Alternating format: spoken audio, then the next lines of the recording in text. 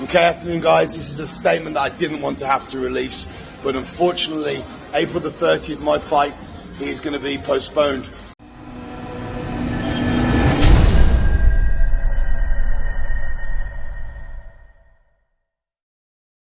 All right, what's going on, you guys? Nick here with Nick Strength and Power. I've got a couple of interesting stories for you guys today. The first story that I've got for you guys today is a bodybuilding story. Blessing Awodibu 6 weeks out from the Indie Pro. Posting these two most muscular shots, showing off what kind of shape he's in at 6 weeks out, and also showing off the separation in his quads. It's kind of one of the first times we'll get like a front-on look at how Blessing's legs are looking. Now, that being said, I feel like the separation is really good. I feel like the detail is there at this point, 6 weeks out in his legs. I think that was something, it was detail and size both that held him back in the lower body last time we saw him on stage. From a size standpoint, I still think they could be bigger. Do I think they've improved? Yes. Do I think they're bigger than last year? Yes. Do I think there's more detail than last year? Yes. My thing, though, is just that Blessing's upper body, specifically his back, I mean, he's so wide and big. He really almost needs to overcompensate for the lower body to look proportional to the crazy width that he has upstairs. But that being said, I'm expecting him to do well. I think he's improved from last year. I think he's going to do better, and I think he's got a shot. Now, next up in the news, John De La Rosa. It's been a while since we've seen John on stage, and he says, I was reading some of the back and forth in his comment section, he said it's been like a year that he took off of training pretty much entirely. So he's getting back after it, and it makes me wonder if he's getting ready for a show sometime soon because he's been posting an awful lot of physique updates recently, most recently this front double bicep shot. Now, the last time we saw John on stage was the 2019 Olympia, where he placed 12th. But he was 12th out of 16, so he beat 4 guys, so it wasn't that horrible of a placing. And while John hasn't formally announced what his next competition is going to be, don't be surprised if he jumps in one of these upcoming shows. I mean, we've got a lot of shows on the horizon. The season, the competitive season is really starting to kick into high gear, and I wouldn't be surprised if John jumps in one of these shows here in the next couple of months. He's looking pretty good here, if you ask me. Now, another physique update that we've got for a show coming up even before the Indie Pro, New York Pro, that Arnold Classic Brazil, Rafael Brandao, posting this most muscular at 4.5 weeks out from that show. Now, again, I haven't heard of any other big names that are doing the show. We haven't seen an official competitor list yet or seen any confirmation of anybody else that's entering the show that might give Rafael a run for his money. I think what's probably going to happen is some of these international shows, as they start to come back, I mean, keep in mind, during the pandemic, they really didn't do most of these shows because no one could travel. I think that getting back to it, it's going to be a slow start. So some of these international shows, specifically outside of the States, I think it's not going to have as many guys doing it because a lot of guys just don't even want to travel or risk traveling or risk getting stuck somewhere. Especially this far out from the Olympia, it seems like an unnecessary risk. And Rafael's already qualified for the Olympia, but guys at the last minute that want to qualify for the Olympia might be more apt to traveling overseas to do a show and try to get that last minute qualification. But right now, it's so early in the season, I think most guys are probably going to be getting ready for shows here in the States where they don't have to go too far out of their way. So I'm really not going to be shocked at all when Rafael wins that show. Now, let's get into one of the juicier stories of this video. The Iranian Hulk versus Martyn Ford. This has been on a lot of people's minds, especially considering the fact we are fresh off of the Hafthor Bjornsson and Eddie Hall fight. This was kind of the next clash of the titans that we had on the schedule. April 30th was the original date, and at that point it had already been postponed. So April 30th was the postponed date. Martyn Ford just announced on his social media today that the fight will not be happening on April 30th. It's postponed again. He says it wasn't his decision. He made it definitely sound like it was because of the Iranian Hulk.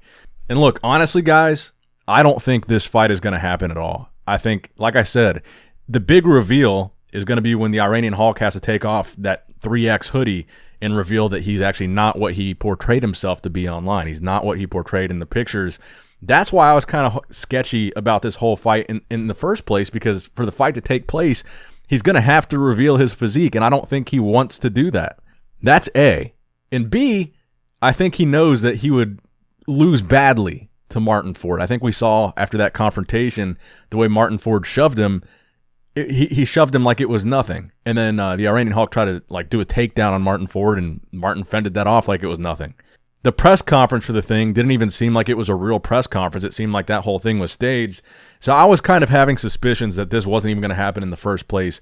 And even though now they're officially saying postponed, I think it's probably safe to say it's not going to happen against the Iranian Hawk. Now, Martyn says he does want to fight. There will be a fight, but he doesn't know who for sure it will be against and when for sure it will be.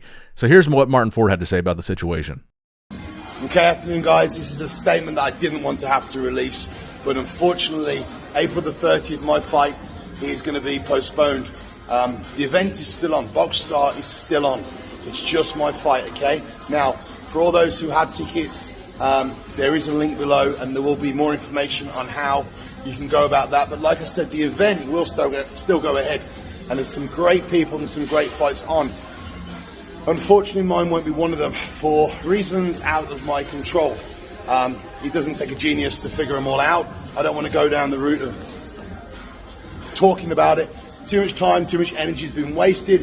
For me, personally, I'm still here. I'm still training hard. There will be a debut. There will be a fight. I'm just not 100% sure who, when, or why. But it will happen. And nothing will change there. Thank you, and speak to you soon. But yeah, let me know what you guys think in the comment section below. Why do you think this fight was postponed? What do you think the reason was? Do you think it will ever happen, or is Martyn going to have to find himself an entirely new opponent? All right, now next up in the news, this was a physique update from Nick Walker that was really striking to me, and I'll tell you guys why. So he posted this on his Facebook page, and he says he's just trying to keep his midsection in check while he grows. But the striking thing to me about this was everybody always calls Nick Walker blocky, right? So I was looking at this and I was thinking, man, his silhouette in this picture is insane. I mean, this is what you would imagine a silhouette of a bodybuilder looks like. And by silhouette, I mean the outline of his physique. If it were just his shadow. So I thought it would be interesting. I went over and edited this picture, and I was playing around with desaturating it and making the outline like a shadow, just completely void of detail, just to emphasize the shape of Nick Walker's physique. It is absolutely cartoonish, the proportions that Nick Walker has. Everybody talks about he's a mass monster, he's a freak, his nickname's the Mutant. But look how small his waist looks in this silhouette, how wide his lats are. But more importantly, I think the thing that was really striking to me is the obvious thing about Nick Walker's physique is just the overwhelmingly ridiculous size of his arms. I mean, this doesn't even look, if you told me that this was a cartoon outline, this was not a real person, I would believe you. It's hard to believe that this is a real person's physique we're looking at here. This looks like a superhero cartoon. And like I've said before, we just got that physique update from Hunter Labrada, who I think is kind of Nick's biggest silent rival right now. And I feel like every time Hunter posts a major update, Nick is right there with his own major update. He's right behind him, which I kind of enjoy. So let me know what you guys think in the comments below. A, about Nick Walker's physique, and B, do you think he'll be able to place higher than Hunter Labrada at this year's Olympia? Now, the final story that I have for you guys today, I'm going to be honest with you. This one is a bit of a stretch, but a lot of you guys sent this to me. Flex Lewis physique update, and I put physique update in air quotes because you can barely see his physique, and it's not really a physique update, it's just kind of him in the background, but it is a recent picture of his physique. And typically, you guys know, every time we see Flex Lewis, it's him in the gym in a hoodie, and all you can see is his forearms because he's got the hoodie sleeves rolled up, and that's just about as much of his physique as he shows off at any given point during this, I guess you would call it an off season for him. But he does look massive here, and I think that's the reason why so many of you guys sent this to me, because it still kind of remains a looming question. Is he or is he not going to compete in the Men's Open Olympia this year? It's been 2 years that he has intended or wanted to, or stated his intention to compete in the Men's Open Bodybuilding Olympia. He got the special invite in the past, but for health issues, he had an injury, and then he had some family things that he wanted to take care of before he competed that precluded him from competing.